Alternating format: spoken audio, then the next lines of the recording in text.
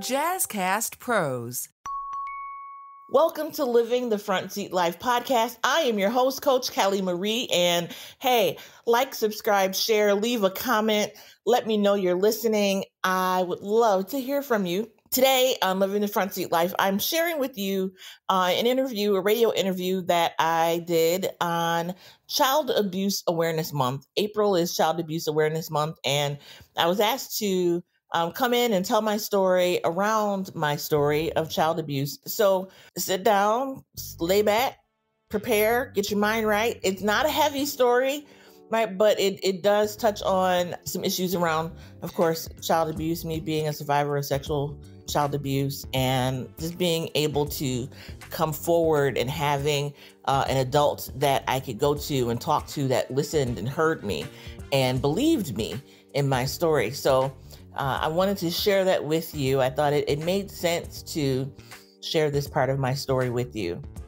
I feel like we'll probably get a little deeper another time and bring some folks on and maybe talk about the effects of abuse on children and what that looks like as you grow into adulthood.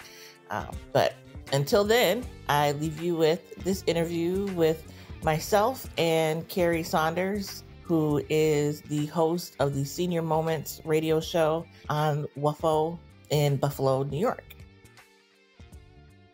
Next, we have Kelly Woolford on our show. Good morning, Kelly. Good morning.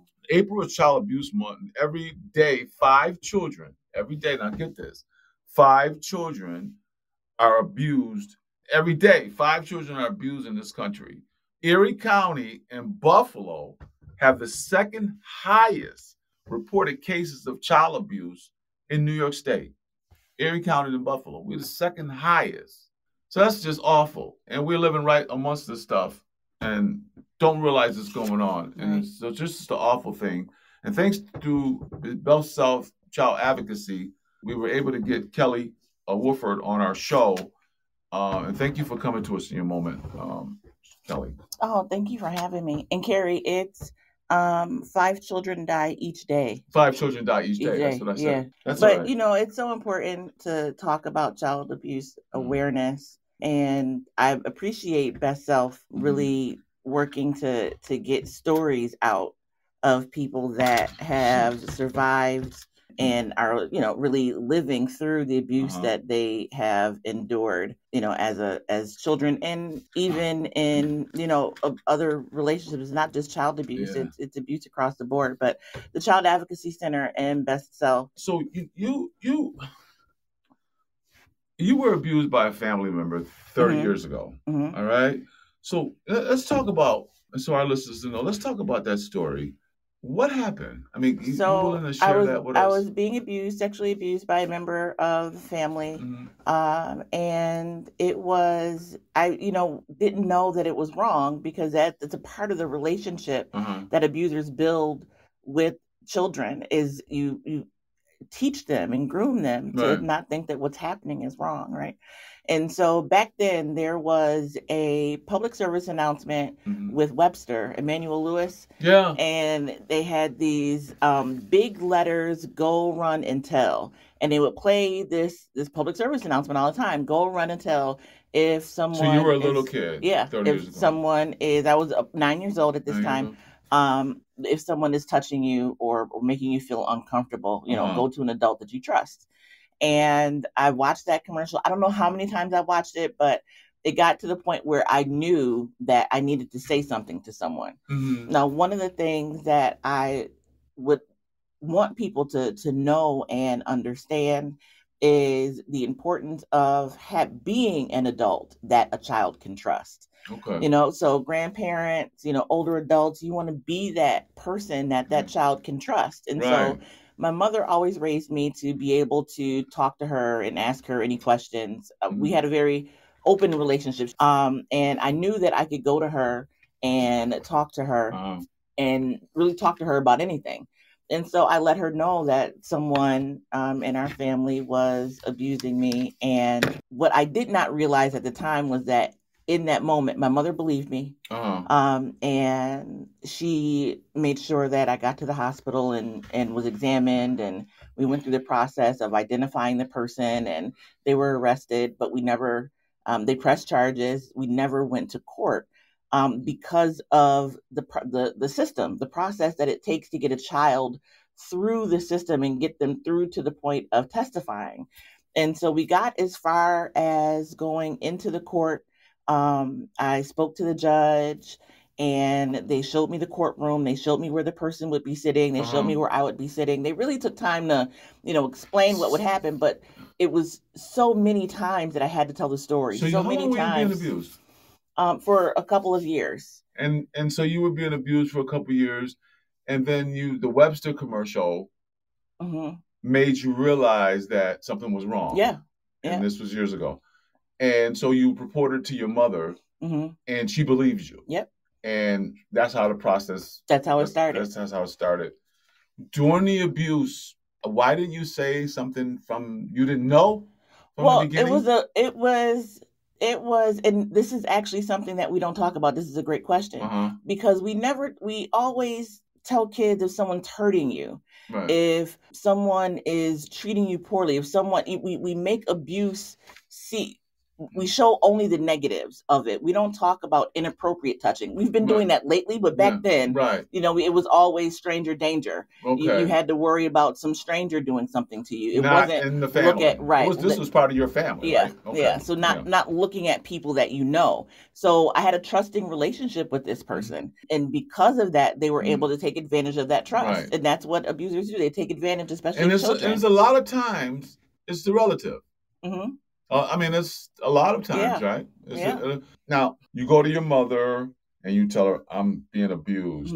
And then from that point on, that's how you were able to stop the abuse? Yes, because I'd never interacted with that person after that. Okay. So, unfortunately, many children are not believed when they tell someone. That's what I'm trying to get at. Yeah. Okay. They are made to be held responsible for the actions of adults. Right. Don't sit on their lap, or why would you be in that place with that person? We victim shame children and make them believe that it's their fault that they're being abused. And that's not the case. So from your experience, because you actually are a very successful person now, so you were able to overcome being a victim.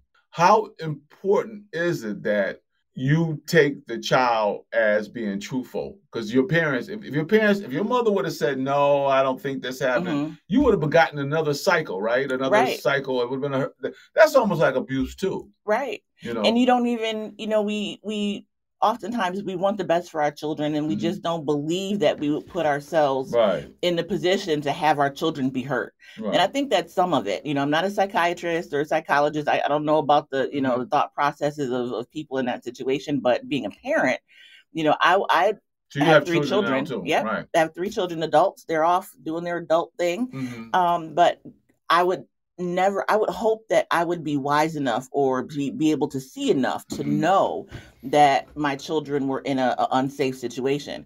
But oftentimes people don't know. How important it is that you talk about it? Very important.